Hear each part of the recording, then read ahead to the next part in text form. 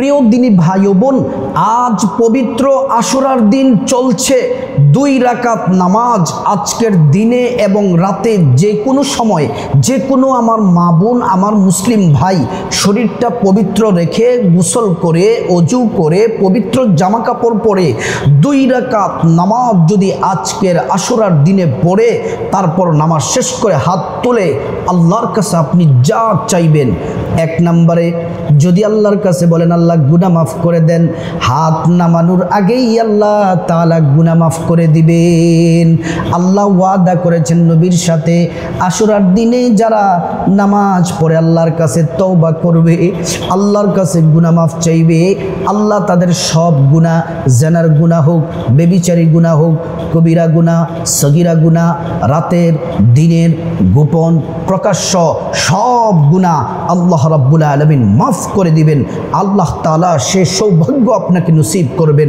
আল্লাহর খাজানা থেকে, বিশেষ খাজানা থেকে রিজিক দিয়ে আপনাকে ধনী বানিয়ে দিবেন, সমস্ত বিপদ দূর করে দিবেন, পরিবারে সুখ শান্তি দিবেন, যাদের সন্তান নাই সন্তান দিবেন, যারা অসুস্থ আছেন এই নামাজ পড়ে যদি দোয়া করতে পারেন আল্লাহ রাব্বুল আলামিন সুস্থতা দান করবেন। যা প্রয়োজন আজকে দিবেন, কারণ পৃথিবীর সর্বশ্রেষ্ঠ দিন হলো আজকের এই আশুরার দিন। আল্লাহু আকবার।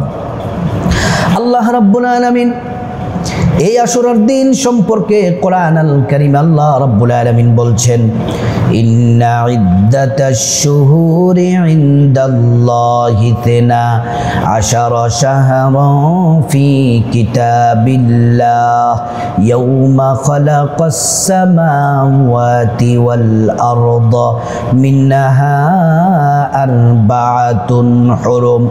আসমান জমিন সৃষ্টির দিন থেকেই আল্লাহর বিধান অনুযায়ী কিতাবের মধ্যে আল্লাহ তাআলা মাসের সংখ্যা দিয়েছেন 12টি মাসের মধ্যে মিনহা আরবাতুন হুরুম 4টি মাসের সম্মান মর্যাদা বাড়িয়ে দিয়েছেন।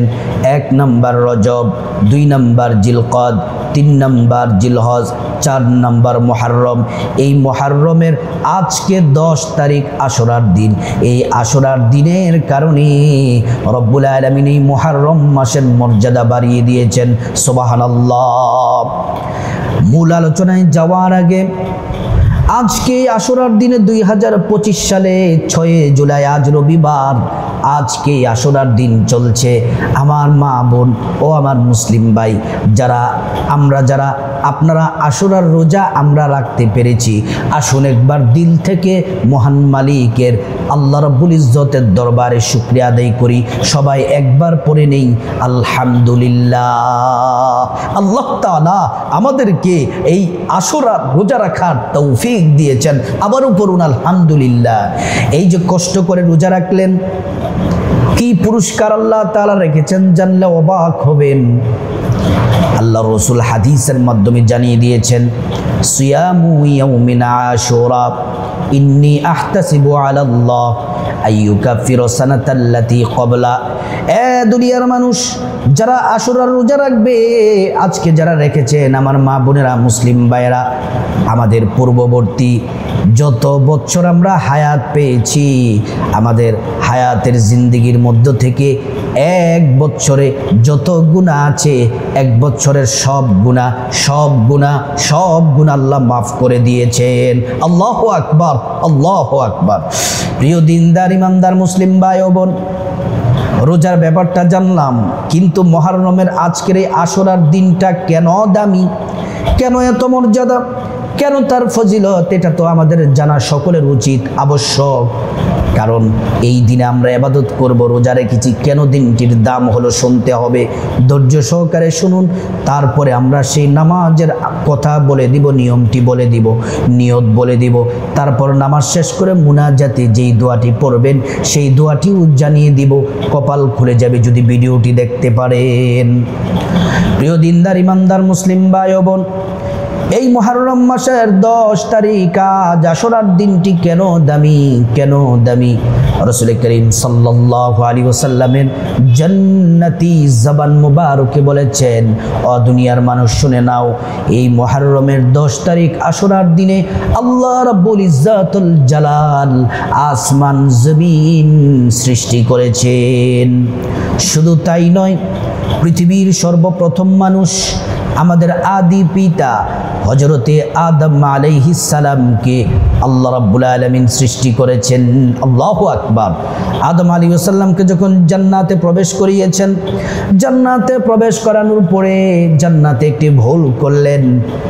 তারপর আল্লাহ দুনিয়ার মধ্যে, পৃথিবীর মধ্যে পাঠিয়ে দিলেন।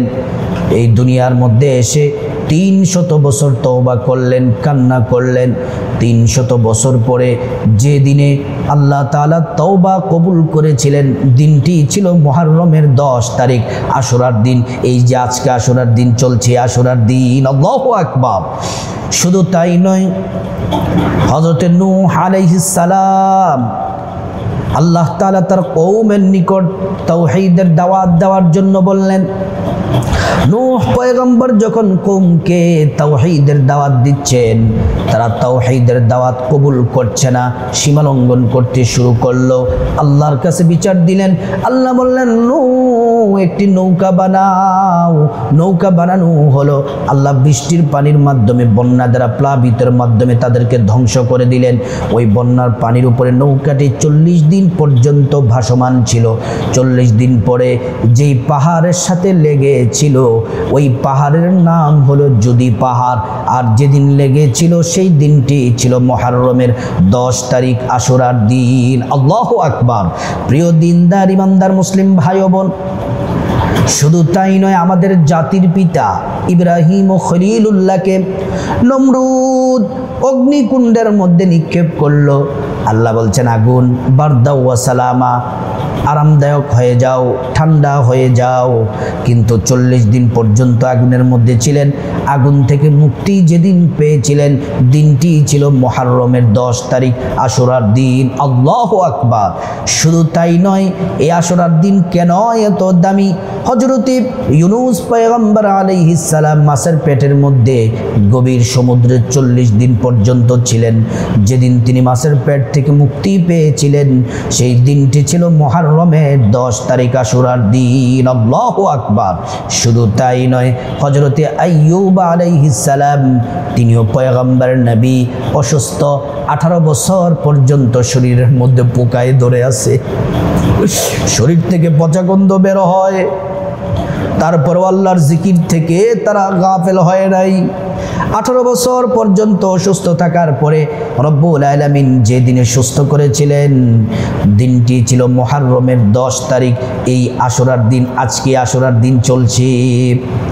সবচেয়ে হৃদয় বিদারক ঘটনা হলো আমাদের প্রিয় নবীর কলিজার টুকরা, নয়নমণি দৌহিত্র নাতি ইমাম হুসাইন রাদিয়াল্লাহু আনহুকে কারবালার প্রান্তরে দুষ্ট সীমার গলার মধ্যে ছুরি চালায়া ইমাম হুসাইন রাদিয়াল্লাহু আনহুকে কারবালার প্রান্তরে শহীদ করেছে এই মুহররমের 10 তারিখ আশুরার দিন। এই দিনটি বড়ই দামি, মহামূল্যবান।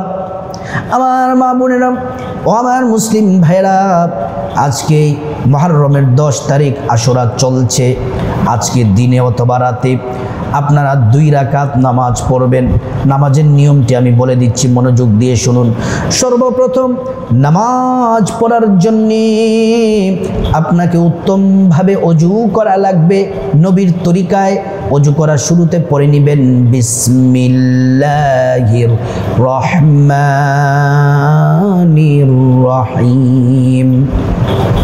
অজু যখন করলেন, এই যে নবীর তরিকায় অজু করলে 2টি পুরস্কার। অজুর পানির সাথে আপনার গুনাহগুলো মাফ হয়ে যাবে, সব গুনাহ মাফ হয়ে যাবে।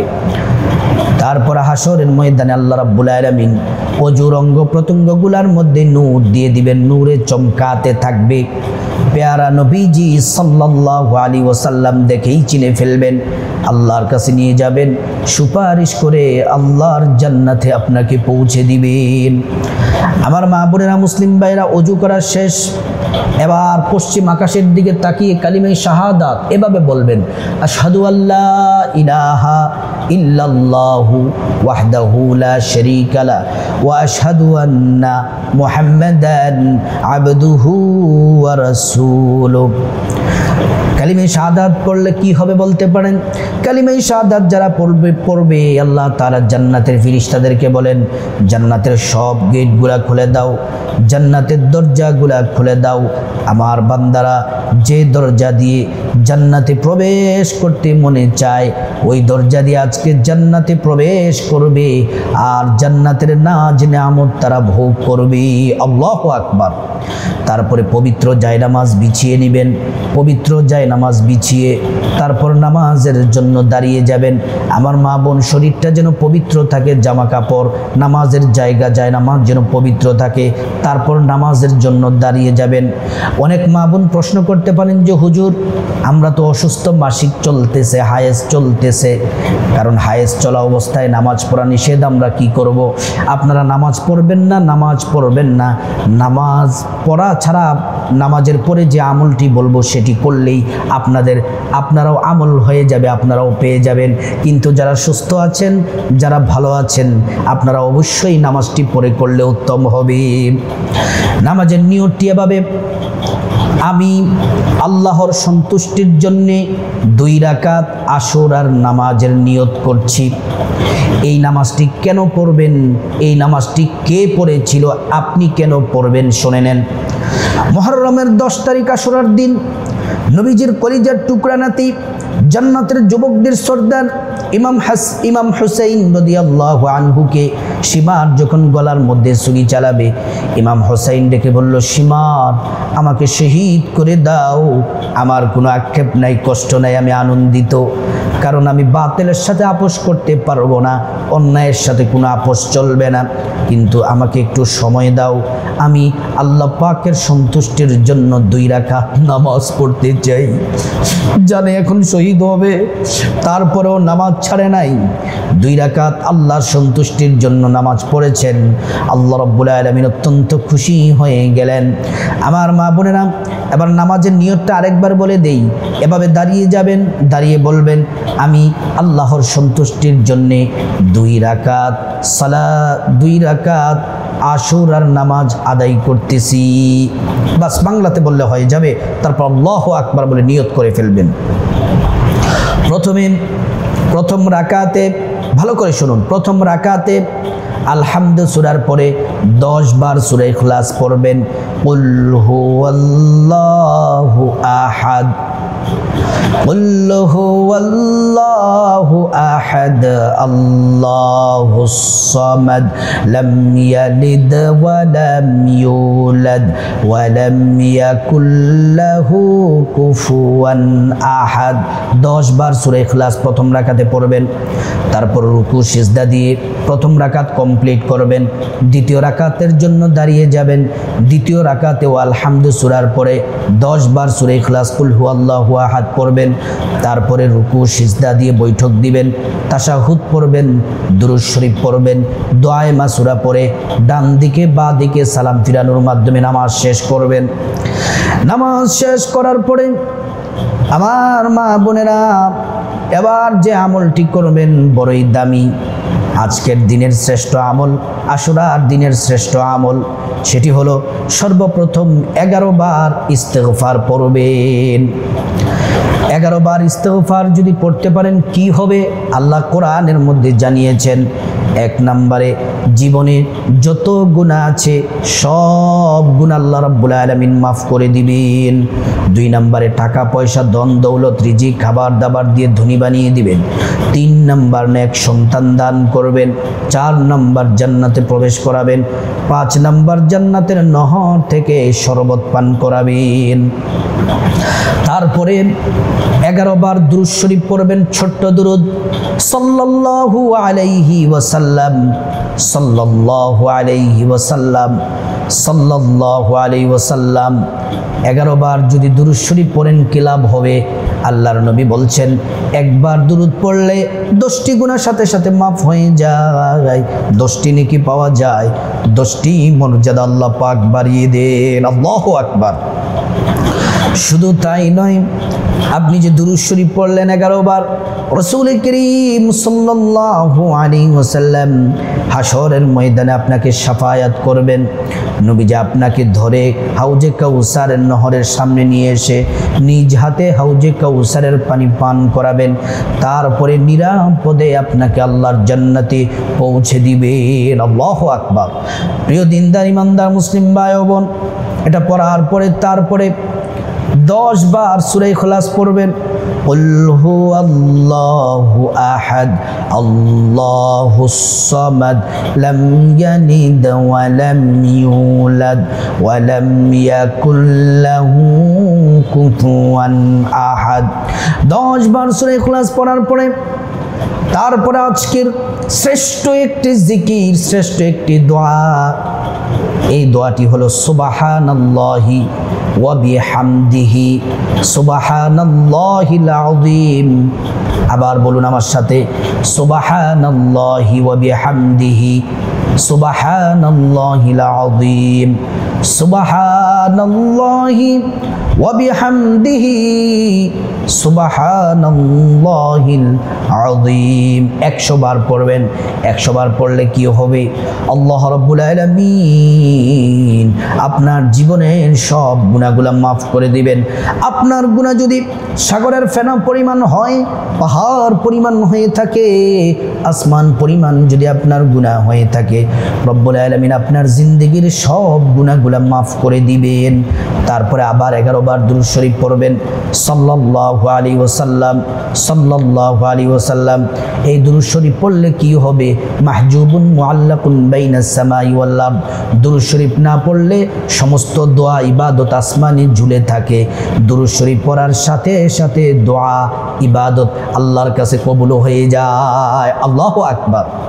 তারপর আল্লাহুম্মা আমিন বলে মুনাজাত দিবেন। মুনাজাত দিয়ে 3 বার পড়বেন ইয়া যাল জালালি ওয়াল ইকরাম, ইয়া যাল জালালি ওয়াল ইকরাম, ইয়া যাল জালালি ওয়াল ইকরাম। 3 বার পড়ার পরে আমার মা বোনেরা, মুসলিম ভাইয়েরা, তারপরে আপনার আল্লাহর কাছে গুনাহ মাফ চাইবেন, সাথে সাথে আপনার গুনাহগুলো মাফ হয়ে যাবে। বিপদ থেকে মুক্তি চাইবেন, ঋণ থেকে মুক্তি চাইবেন, অসুস্থতা থেকে মুক্তি চাইবেন এবং জাহান্নাম থেকে মুক্তি চাইবেন, বিপদ মুসিবত থেকে মুক্তি চাইবেন, অভাব অনটন থেকে মুক্তি চাইবেন। সব বিপদ আল্লাহ দূর করে দিবেন। তারপর টাকা পয়সা ধন দৌলত রিজিক আল্লাহর কাছে চাইবেন। টাকা পয়সা ধন দৌলত রিজিক যদি আল্লাহর কাছে চান, আল্লাহ তাআলা আপনাকে টাকা পয়সা ধন দৌলত রিজিক আপনাকে দান করবেন। শুধু তাই নয়, আল্লাহর কাছে যদি আপনি আপনার মা বাবা আত্মীয় স্বজন যারা মারা গেছে তাদের জন্য যদি ক্ষমা চান, তাদেরকে ক্ষমা করে আল্লাহ জান্নাত দিয়ে দিবেন। যা চাইবেন আল্লাহ তাআলা তাই দিবেন। আজকে এই আশুরার দিনে আমার মা বোনেরা, মুসলিম ভাইয়েরা, 2 রাকাত নামাজ পড়ে একটি দোয়া পড়ুন, কপালটা লেগে যাবে, খুলে যাবে। আল্লাহ পাক আমাদেরকে আজকে আশুরার দিনে এই আমলটি করার তৌফিক দান করুন।